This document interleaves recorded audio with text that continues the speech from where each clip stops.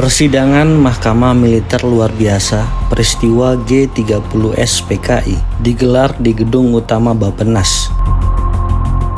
Tampak mobil lapis baja, artileri anti pesawat terbang, hingga senapan mesin yang diterjunkan untuk mengamankan lokasi. Subandrio tiba dengan menumpangi mobil lapis baja. Ia dikawal ketat oleh tentara. Laksamana Udara TNI tituler Subandrio pernah mengemban jabatan mentereng pada akhir masa pemerintahan Soekarno.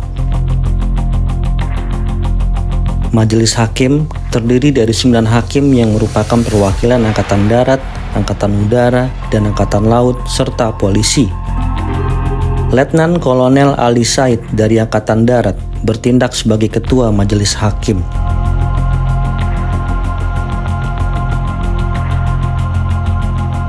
Sidang Mahmilub ini terbuka untuk umum.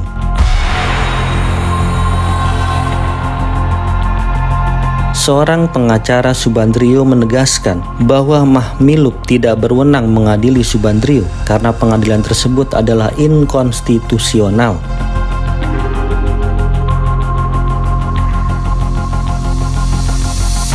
Dalam sidang Mahmilub, Subandrio tampak tertekan. Ia kerap meminta pengulangan pertanyaan kepada Ketua Majelis Hakim Letkol Ali Said.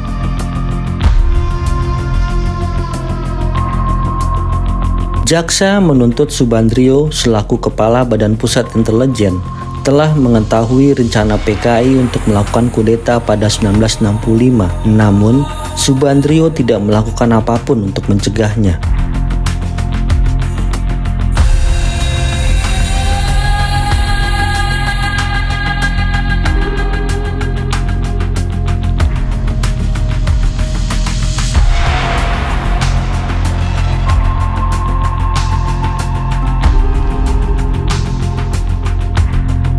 Sidang Mahmilub menghadirkan Kepala Staf Badan Pusat Intelijen, Brigjen Sutarto, sebagai saksi.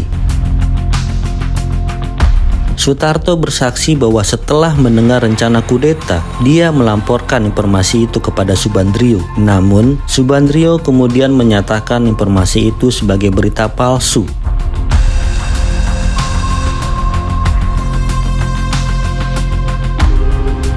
Sutarto juga mengaku bahwa ketika kudeta dilaksanakan, Subandrio dan dirinya sedang berada di Sumatera. Dalam kesempatan itu, Subandrio menolak semua tuduhan. Ia menolak tuduhan sengaja membiarkan PKI untuk melakukan kudeta. Ia menolak tuduhan telah menyebabkan krisis ekonomi dan menolak tuduhan menyimpan sejumlah dana besar di luar negeri.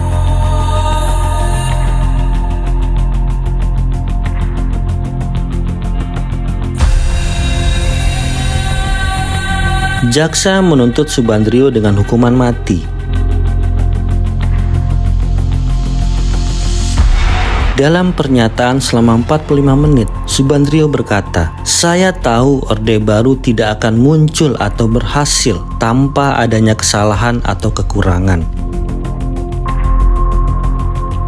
Meskipun Subandrio mengakui telah menerapkan kebijakan yang keliru, tetapi segala kekeliruan itu dilaksanakan di atas kerangka pemerintahan, dan setiap kebijakan memerlukan waktu untuk bisa membuahkan hasil. Subandrio juga menolak tuduhan telah membantu kudeta PKI. Subandrio mengaku bahwa BPI memang telah meningkatkan pelatihan sukarelawan yang kemudian menjadi salah satu garda kudeta. Namun dia mengklaim bahwa kegiatan tersebut telah disampaikan kepada TNI dan melalui TNI kepada Presiden Soekarno.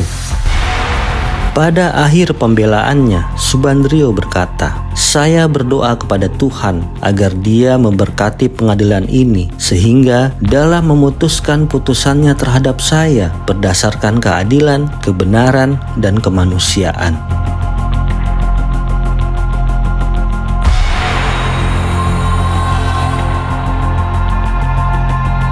Majelis Hakim Mahmilub yang dipimpin oleh Letkol Ali Said memvonis Subandrio hukuman mati.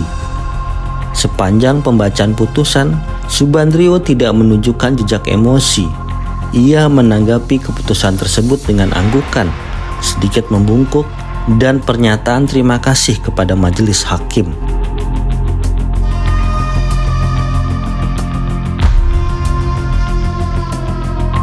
Haji Dr. Subandrio, umur 52 tahun, lahir di Kepanjen, Malang pada tanggal 15 September 1914. Pekerjaan terakhir, Wakil Perdana Menteri I Republik Indonesia, Menteri Luar Negeri dan Hubungan Ekonomi Luar Negeri Republik Indonesia, Kepala Badan Pusat Intelligence Republik Indonesia, Wakil Panglima Besar Kostrad, Ketua Dewan Pengawas LKBN Antara, Wakil Panglima Besar Kotoe, Anggota dan Ketua Gabungan 1 KOSI, Koordinator Urusan Iran Barat, dan Anggota Pengurus Besar Front Nasional, beragama Islam, bangsa Indonesia, dan bertempat tinggal terakhir di Jalan Diponegoro, nomor 29 Jakarta. Ditahan sejak tanggal 18 April tahun 66, berdasarkan surat perintah penahanan dari Tim Pemeriksa Pusat nomor Pren 17 TP 1 1966 tertanggal 18 April 1966 dan surat perintah Auditor Jenderal Angkatan Darat nomor Pren 050 1966 tertanggal 17 September tahun 1966. Mahkamah Militer Luar Biasa tersebut di atas, keputusan instruksi dari Pemerintah Republik Indonesia dan atau Presiden Republik Indonesia mengadili, menetapkan bahwa tertuduh yang bernama telah bersalah melakukan kejahatan. 1.